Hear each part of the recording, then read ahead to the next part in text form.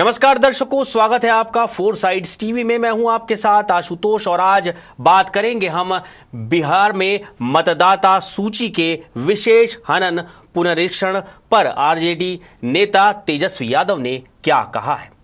तो दोस्तों, बिहार में मतदाता सूची के विशेष हनन पुनरीक्षण पर आरजेडी नेता तेजस्वी यादव ने प्रेस कॉन्फ्रेंस की और चुनाव आयोग से सवाल उन्होंने पूछे हैं। उन्होंने कहा है कि 5 जुलाई को हमने चुनाव आयोग से मुलाकात की थी और उनके सामने अपने सवाल रखे थे।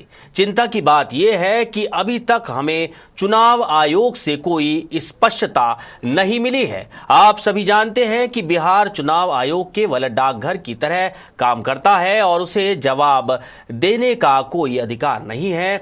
कल चुनाव आयोग ने 3 अलग अलग निर्देश जारी किए। इससे साबित होता है कि वो भ्रमित है। तेजस्वी यादव ने कहा कि आयोग के विज्ञापन में कुछ और निकलता है और आदेश कुछ और निकाला जाता है। विज्ञापन में कहा जाता है कि बिना दस्तावेज के भी गणना प्रपत्र भरकर जमा करें, लेकिन आदेश विरोधाभासी निकल जाता है।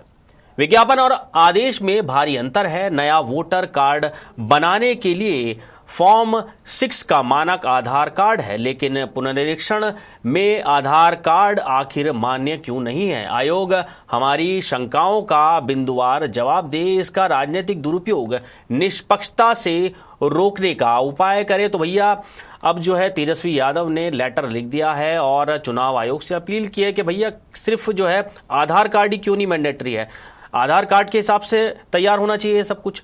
उन्होंने कहा है कि जो लोग इस काम में लगाए गए हैं वो लोग कौन हैं, सरकारी या गैर सरकारी कर्मचारी, इनकी सूची आयोग को जारी करनी चाहिए।